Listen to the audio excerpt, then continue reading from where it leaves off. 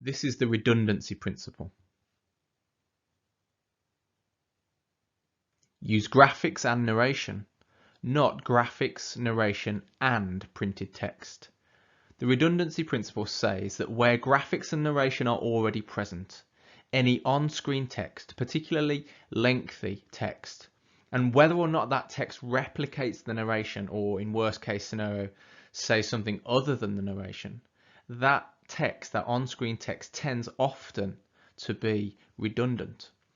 Have you ever tried to listen to a presenter while reading the masses of text that they've got on their slides? It's practically impossible. So don't do it to your audience because you want them to stay with you.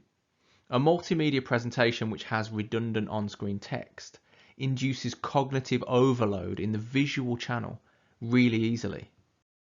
In this example, the text on the slide is redundant. It's simply a written account of what was spoken in the narration, and it's overlong and there's too much of it. However, what's really interesting about the redundancy principle is it can be circumvented in a couple of ways. So the first way to get around the redundancy effect is by having no on-screen graphics or images at all. So that frees up the visual channel, which would normally be occupied with the graphics or the pictures. That frees up that channel to attend to the printed words. The second way to circumvent the redundancy effect is to allow sufficient time either to process the visuals before moving on to look at the text, or to actually read the text for oneself.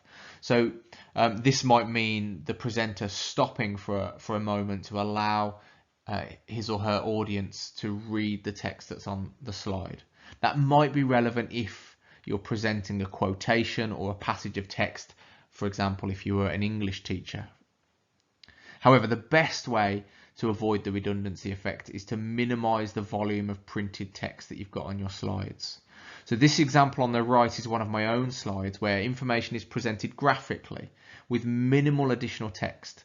The only additional text that's there is the labels that are necessary to make sense of the line graphs. And then I would narrate to my students what these graphs tell us, what they show. So in summary, the redundancy principle states that while graphics and narration are helpful in presenting ideas to an audience, having printed text on the slides as well is likely to simply be redundant. And the reasons for this will be revisited in the video on the modality principle.